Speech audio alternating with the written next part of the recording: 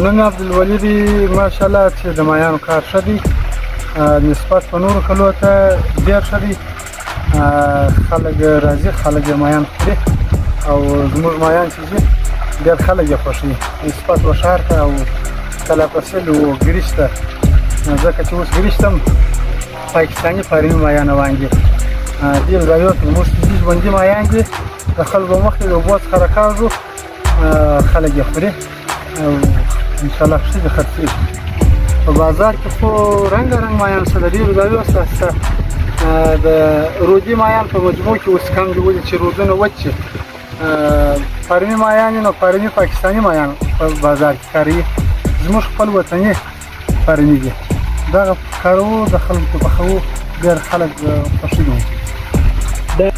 په ساتل پورې فرق لري چې خلک باید ښه غذا ورکړي، هغه ښه غټېږي. لکه اوس تاسې ولیدل چې یوه دانه 7 کیلو 8 کیلو دا په یوه کال کې، یعنې په ژمي کې خو دې نه فرق وي، نه غټېږي.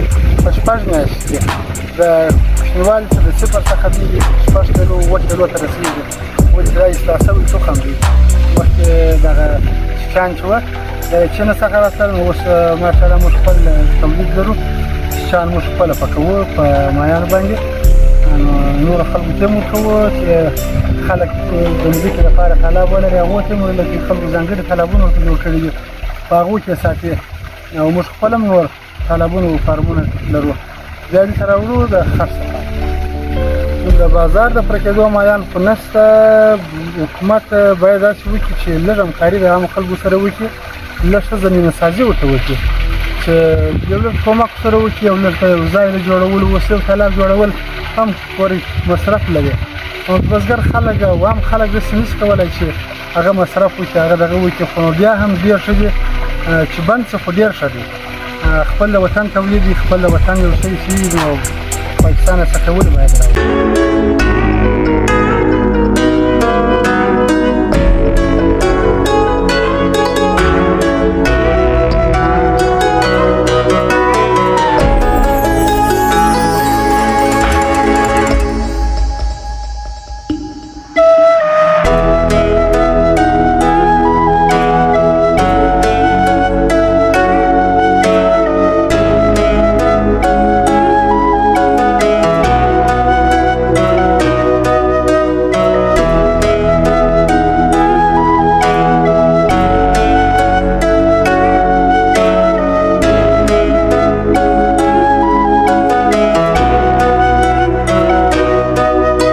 یا تقریبا 80% پورې اړتیا انشاءالله زموږ په فارمو پراته.